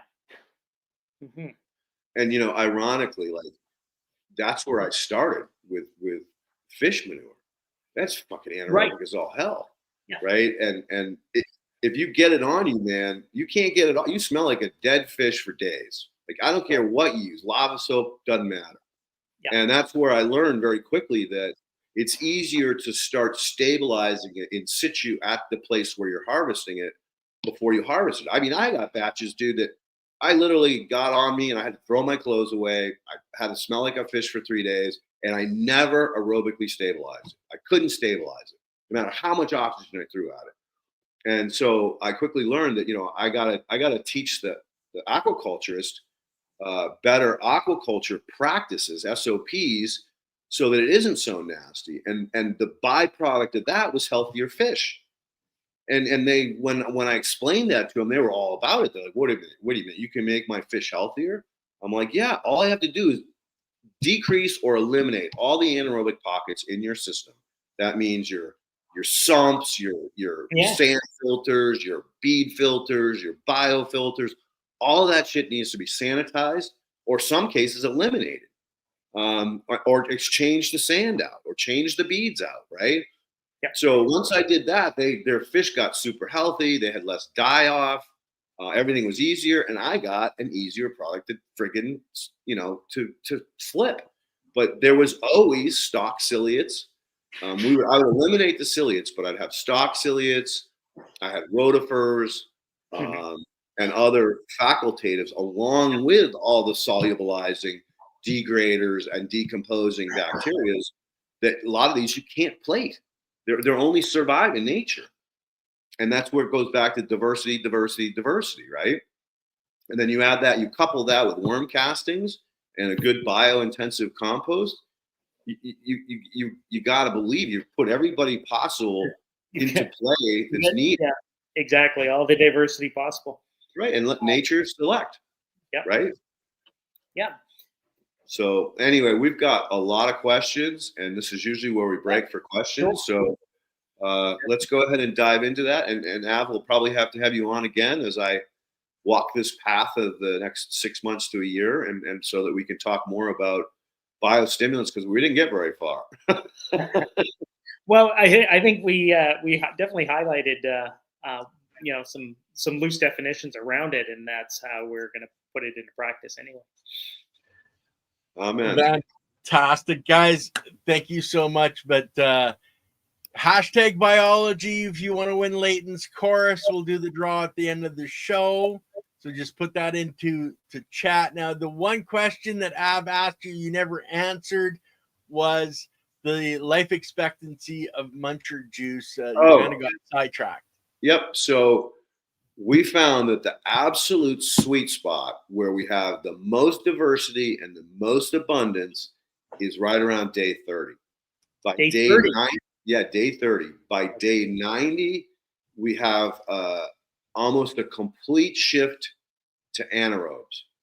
or facultators, I should say. They're not really full-on anaerobes at that point. And then by year 1, it looks like we're pretty close to the acetic acid, Right. although it's not completely malted into acetic acid or fermented into acetic acid. That's amazing that it lasts that long to day 30 as a sort of aerobic. Dude, it gets better and better and better until day 30. Right. It's all like this, and then day 30 it plateaus, and then it slowly starts to go over the bell curve, and again by like day. I'm sorry, and you're basing this on the populations, not the efficacy of causing beneficial growth in plants, or this is purely on the biology, purely on the DNA. So who's there and the abundance. We don't know that when you go a little bit from aerobic into facultative anaerobes, that it still may be more efficacious. Yeah, but again, we're going to get into hormone and all of these. Well, you better live to your 90 to figure all this out. No, we got fucking Lannel, dude. These guys are so fucking excited. We are the first ever company that's interdisciplinary. Nice. Lannel. And I'm not talking 1 or 2 disciplines or 2 or 3 disciplines. I think we have like 5 or 6 different disciplines that are all participating crazily involved. And these are the top guys in each one of those fields. I mean, they gave us the A team of all A teams because they were like, holy shit, what did you guys do? So, I get to play with these fucking brainiacs beyond my wildest friggin' comprehension. And they're like, yeah, come on down and hang out. And I'm like, oh, no, if I go down to another week, you'll never get me out of there. Well, let's get into some questions. Our first one's from Squishy Mirror. How about kudzu? Can you utilize its growth hormone? You want to take that out? Yeah, well, I think what we've experienced through kelp, and arguably even with tricontinol in terms of alfalfa, as long as the process is not overly destructive. So whether you're using a chemical extraction method or a hot, like if you're using a high acid or high alkaline for that type of extraction, that's probably going to do some effect and really kill off some of the benefits that you might get from having those growth hormones. So I think that there's a great potential to use some type of basic enzymatic process to do some extraction, and then you'll have some of the benefit of that growth hormone. So Keith Wilda's actually trying to play around with that, cold pressing, fermenting, and other processes. He's hopefully going to open up a new version of fish brew that has hydrolysate and kelp as the base products. Okay. Cool. So our next one is, I love using diatomaceous earth. Could it be detrimental to any soil organisms? Absolutely. Earthworms particularly. They do not get along. They get shredded. There is some work that was done on the effect of nematodes as well, because nematodes are like water balloons. So as soon as a nematode gets hit by a shard or brushes against a shard of diatomaceous, it cuts them up, like it makes them explode. Oh, quiet. Hang on, I'm going to have to mute myself. So now you also talked about the live diatoms, and that's the foundation of diatomaceous earth. So it'd be better to use the live diatoms because I don't think they would cut the worms up. Would that be correct? That would be correct. And what I've seen in under the microscope is when they die off, they remain for the most part in the shape which is soft, like it's not crushed up. Diatomaceous earth is mined out of the ground, and when they mine it, they turn it into all these little glass shards. It's kind of like if you walked on a piece of glass, you'd be fine. If you walked on ground up glass, you'd shred your feet up. Right. Mm-hmm. And that's kind of what they talked about with Will and with the soil saviors, is they're using the live organisms from the peat bog instead of the organisms that have died already. So that would be what you're talking about with the diatoms. The live ones are much better than the dead ones, the fossilized version of it. Yeah, I can't wait to get a sample from them. That's interesting. I hadn't heard of that practice. Yeah, they're doing some really interesting work out. When we look at humic and fulvic acid, right? That's coming from only dead material. Well, that's not true. Yeah. I make. Oh yes, I mean, but yes, I'm sure you make humic and fulvic through just through agitation. And I've told people a million times, take your dead leaves, put them in a bucket, let them sit for a few days, run a mixer, like a paint mixer and a cordless drill, and beat the shit out of it until you make chocolate water. That's pure humic acid.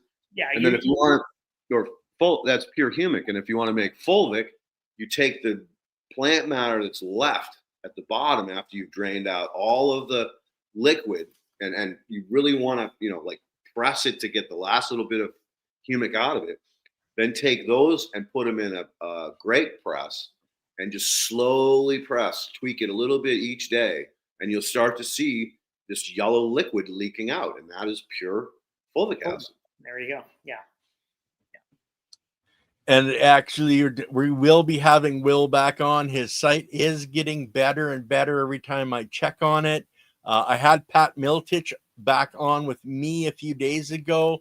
So talking about cell saviors and soil saviors, guys, so you guys can check that episode out as well. So Farmer Cheryl with Los Alamos National Labs, what is I think it's supposed to be real interest in this.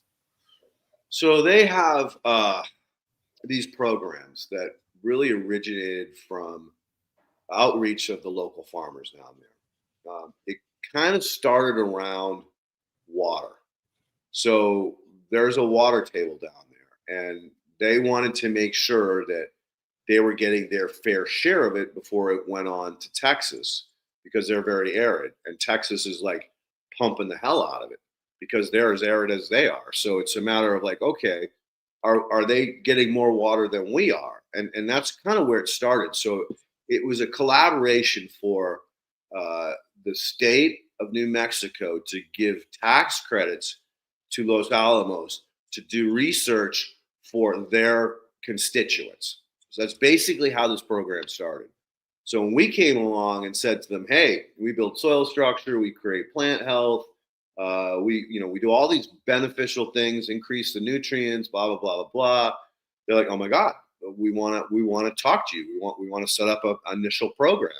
And that's what we did. We wrote basically what's called a roadmap to all the things that we want to learn. And they, of course, can do whatever else they want based on we getting the grant through the state. So it's a state-funded grant, and it's not money, it's tax credits that Los Alamos gets to use that money to not only help us explore what we're doing, but also to help benefit their research. Because let's face it, the more different types of research they can do, the more federal grants that they can get. So it's a win-win for everybody. Cool. So Rick wants to know, how can I make one of these endophyte extractors at home? Washing machine. That's the easiest. You have to get a washing machine that was manufactured before, I think it's 2001. The key to the whole thing is a direct drive. If there's any computer circuits whatsoever, forget it. Don't even bother wasting your time. You got to flip it up, and you should see a black direct drive motor to the agitator on the bottom. And that basically indicates you can bypass a bunch of the wires and just make it so it's on, off, and agitate or spin. And you need both of those functions to get your full extraction out of there. You need to spin it at the end to really get all the liquids out of it. And agitate is, obviously back and forth. That's what's going to really start to extract those things. And then hopefully we'll have, these mini munchers or grist or whatever we're going to call them, gizzards, into manufacturing, hopefully early spring next year. And the goal again is to make them very affordable. So that if you have a decent sized farm, you'll be able to purchase one. And we'll have done all of the hard work behind it that you need. So you're not going to be spinning your wheels while you're trying to plant your crops and harvest your yield your harvest. And if you guys want to see one as well, you can go to Dirt Right's channel, and he shows one that he's put together of the washing machine style. So you guys can learn a little bit from him on how he did it. Well, go ahead. I helped him. Well, yeah, exactly. So, and the thing is, these are people you can reach out to, guys, and talk to, and they're willing to help. And we're going to be having him back on. I know his concrete business was really busy, etc. So we'll be probably having him on here in December. But Farmer Cheryl, is MJ available for sale to the public? And yeah, I wish it was. So basically right now, it is somewhat available on an experimental use. They're going through what's called regulatory bodies and regulatory capture, which is a freaking nightmare. So they're in the process of getting registered in the state of California. And then most other states are rubber stamped if you do have your regulatory permit through the CDFA in California. Basically, they just want money. So each state's going to want X amount of dollars. But you have to get a really good regulatory relationship with a state like California, Illinois, Oregon, Washington, one of the big four, and then the rest of the states kind of follow suit. So I don't know how long that's going to take. They're in process, put it that way. And Leighton, this might be an absolutely inappropriate question, but have you ever created any reasonable facsimiles without actually going through this whole process of maceration? Can you, in your experimental ways, did you ever try to do other methodologies that would have? No, I was so focused on soft colliding because that's where that's where my strengths are is stripping off the hemic fulvics and the different nematodes and protozoa. Until I got involved with the Muncher crew, I hadn't really looked at maceration and food waste. That's at the end of the day, they started this to convert food waste into a product that is a fertilizer, right? That was their goal. And then when I got on board, I'm like, guys, you're not a fertilizer, man. You're the farthest thing from a fertilizer. You're bioinoculant, a biostimulant. You do plant hormones, secondary, tertiary metabolites, and then these extra polymetric substances. You're 4 products in one. So that's when I started to tinker around with, hey guys, we need a mini muncher so I can start formulating. And then they're like, that's going to take away from our attention. We've got this farm we're working with. We've got CDFA, all these other tasks that we need to be focused on. So essentially, that's what drove me to start going down this grist mill path or gizzard. So I'll keep you posted, guys. I'm diligent on chasing the data. Yeah, and I think maybe what you're getting at would be something like a fermented plant juice or something along those lines would have a similar effect. I was thinking that a sprouted CT, and I remember having Luna Ray on, and Whitcomb. She was often, what is that? Luna Whitcomb. Yeah, when Luna was on, she was often talking about different concoctions that she was blending and whatnot. And I was wondering if some of this might have similar efficacy to a sprouted CT that has been blended. Yeah, again, the sky is the limit with this thing. As long as you have the base biology and the piece of equipment, the sky's the limit. I mean, that's the whole goal, is to get these things out into public so that people can start playing with them and coming back and saying, hey, I did this, and oh my God, you should see what happened. Like one of the things I'm going to do is definitely go get some kelp. Once I get through the first initial capacity formulation, I'm gonna try fermenting kelp and see what that. Oh, dude, do you have a microscope? Yeah, I do. Yeah, so take a look. Watch it, dude. When that foam comes up, it's freaking crazy. Now, I put it in the direct sunlight, and I'm in California, so I have the intense UVs. Yeah. So you probably want to keep it indoors, where it's going to stay warm and not freeze. I'll probably wait till it gets a little warmer, but yeah. So compare similar. It's going to get colder now, Ab. It's winter time. Yeah, but have you know how bad that can smell? Does fermented kelp smell as bad as like fermented stinging nettle? I did not smell anything that was putrid. I mean, it definitely had a funk to it. Yeah. But it's just like put it this way: your nose smells things that are good and smells things that are bad. And then when it smells something that's kind of funky, it doesn't really know what to tell you. Like, oh, don't drink it or do drink it, right? So it had a funk to it, but it was not like horrible. It wasn't something where you're like, oh fuck, like a fish hydrolysate or something like that. No, it wasn't that bad.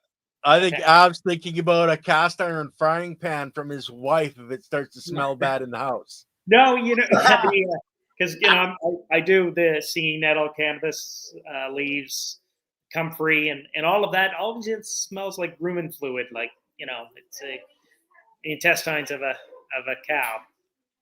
Yeah. So do you have a greenhouse space or any buddies with greenhouse spaces? That might be an option to try it sooner than later. Yeah. Yeah. It's really cool. It's a great experiment. Yeah. Because when it explodes, it explodes. It goes crazy.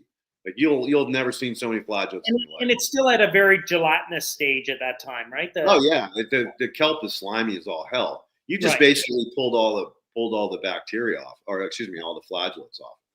Yeah. Well, you're not that far from Tom Landry. Maybe you could work with him to get this done. Yeah, I mean, he's probably got a lot of stormcast seaweed where he's living. So.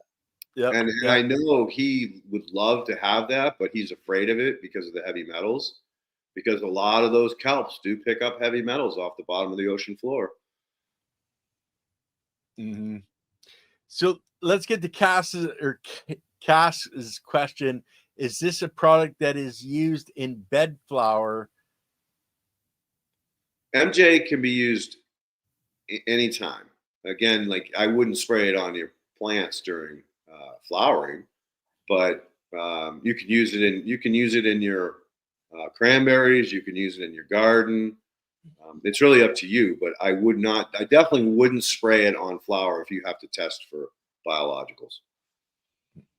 And let you guys know, Cass is coming on in 2 weeks to give us an update on what's been happening on his farm as well. Nice. We did have another question. Biochar, any recommendations on testing locally? So you're looking for biochar as a product? Can you get some clarity on what you're testing. I mean, because typically I will ask for biochar to get tested mainly to look at heavy metals. But if you're looking at cation exchange capacity or something like that, that's a different story, because I don't get good results if I just ask for a CEC on biochar. Have you done a lot of testing on biochar? Just in terms of like getting CEC or heavy metals. Metals. Yeah. We if it's going to be used as an ingredient, we always get a heavy metal analysis of it. And have you seen it come back hot? Yeah. Really? Sometimes, we've seen it. We've seen some biochar that came from China. I think they were doing some pyrolysis around some bamboo, and it was high in cadmium. And then we've done high in lead, and then we did some with even our own forests here. Our hardwoods tend to pull up a lot of cadmium, so they were just using. Did I say hardwoods? Yeah, hardwoods. a lot of cadmium, and so they actually had biochar level high levels of cadmium in our biochar. So have you tested softwoods? I have not. No, I don't know. It was mainly, working with the people who are using particular species too. Got you. Yeah. Because we have tremendous high levels of cadmium and lead out here in California. And this is something that's not talked about much, but when they switched to unleaded gasoline, there was a reason why. Because we were polluting the shit out of this planet. Because we were spewing lead all over the place from our exhaust, especially in gas production. So, and around any of these plants that convert oil to gasoline, there was incredible amounts of lead that spewed out of those factories or those processing plants. So, out here we have really high levels of lead, and any other really industrial area, you're going to have the same thing. And there's not much you can do other than use clean biochar to help remediate that. It's biochar, iron, and organic matter in those combination blended together, and that will help to bioremediate lead. Cadmium, I don't know yet. Right. That'll be something we'll figure out in the near future. And humic acid is the biostimulant of choice if you're looking to try to hold on to some of those. Mm-hmm. So that was it for the questions, guys. Well, we did it, dude. We got through a pretty complex conversations there, my friend. Yeah, no, that was very exciting. Look forward to coming back on sometime and chatting a little bit more about the progression of MJ, as well as perhaps getting some more experience around folks using some biostimulants as foliars, and just in general because to me this is the best thing that cannabis growers can do to increase their quality of their plants. So. Mm-hmm. So, what other projects have you been working on, my friend? Unfortunately, most of my paid work is doing quality assurance work, which isn't overly exciting. So when it comes to cultivation, I think what we're trying to get to that level is how do we increase the quality in our cannabis plants, whether that comes down to increasing terpene levels or increasing cannabinoid expression. And so this is where you made the statement that you've kind of like culled the herd, so to say, to some degree, and you are swinging to a better production level. Can you talk a little more? I definitely think Canada has weeded out a lot of people who thought they could just grow yield and that consumers would buy it. Now, like you said earlier, people do make purchases around cost, but I think we can still produce an incredibly tasty product at a low cost that'll cater to the larger community. But as growers, they do still want to produce that incredible, nice, I'll use my whiskey terminology, high-end single malt. And for them, what they're recognizing is that they can, with little input in terms of cost per gram, increase their quality to a point where they can differentiate themselves from a lower cost product. And we're starting to see people who had traditionally failed microbials starting to use some biostimulants and now starting to pass microbials. Now, part of that is they've become better growers and have dialed in the environment. But I think in large part, we are starting to see that biostimulants are increasing plant health to a point where they are able to stave off certain microbial issues. It's all about the biology. We did have another question come in. Would copper break down lead? I don't think so. They're both metals. I would tend to think that they would probably repel each other. Like I know nickel and copper work great together. They're buddies. But lead's super soft, so it's got what I would consider a high atomic weight. It's up there with gold. So, and it's super soft, where copper's pretty strong. I mean, they use lead as a solder to copper, but would they? That's using heat as a way to get them to bond. But I don't think in nature that copper would work in cleaning up or tying up lead. If you added heat, maybe. Like if you heated up the copper, how would you? On an atomic level, it would be very difficult to heat up the copper so that it attached to the lead. I don't think they're gonna magnetically come together. Yeah. So they're both cations, so it would they'd be competing for the same type of sites, whatnot. So once again, high organic matter, humic acid, good ways of kind of pulling both of those and holding on to them, making them less available to the plant. And anybody that wants to win the chorus, we've only got a couple of minutes left. So put in #biology if you want to get a chance to win Leighton's chorus. Awesome. Well, today was fun. I really appreciate you coming on and giving us 2 hours of your time. It's always a pleasure to see you. Miss having you on as a regular guest, but I understand you got to work, and this is late for you over there. You're at what time? 8 o'clock now. Yeah, grandkids become more of the daytime attention. So. Yep. But definitely. You're not that old. When you think you have available time, you've got the calendar. Just plug in. There's always something we can talk about. I mean, the soil chemistry piece is a really important piece that we probably don't spend as much time on, Ken. And chemistry is the limiting factor to biology.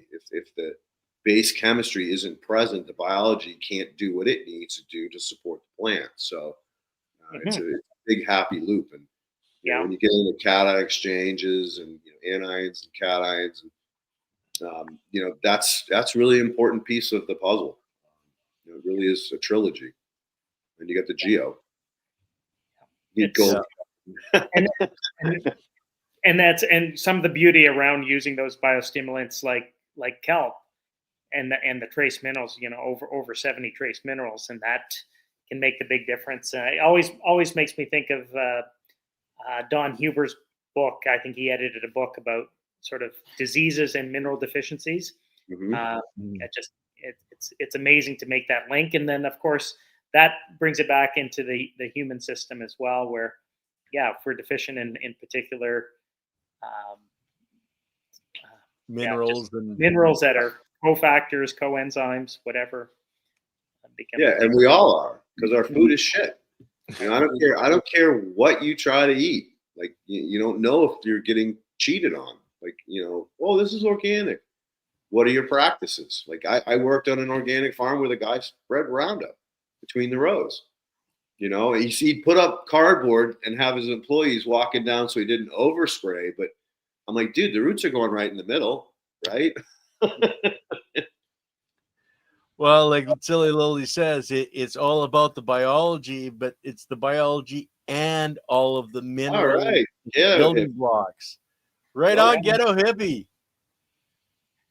He's one of our hardcore listeners. Amazing. Thanks so much, Ken. Thanks, Leighton. You bet. All right. Okay, say hi to the wife. All right. All the best. And as always, thank you, sir, for all the behind-the-scenes work you do to put this together on every Monday. I much appreciate it. I don't know if you had any house cleaning you need to do before we sign off. Just to let you guys know that Andy Lopez and myself we're going to be on Let's Be Buds on Wednesday. Instead of doing our normal show, we will be simulcasting it, so you guys will be able to find it on our channel as well. Next week with Leighton, we've got a beautiful lady coming on. She's Shades of Green Permaculture, and she's also the mayor of the local town. So hopefully we can talk about some governmental issues as well and getting things passed locally, to change the local environment to more organic. But guys, thanks so much for being here. Chat, Av, so much appreciate what you're doing out there, brother, and we'll definitely get you back on, hopefully in the new year. Cheers. Thanks so much. Thanks, All Leighton. right, peace out.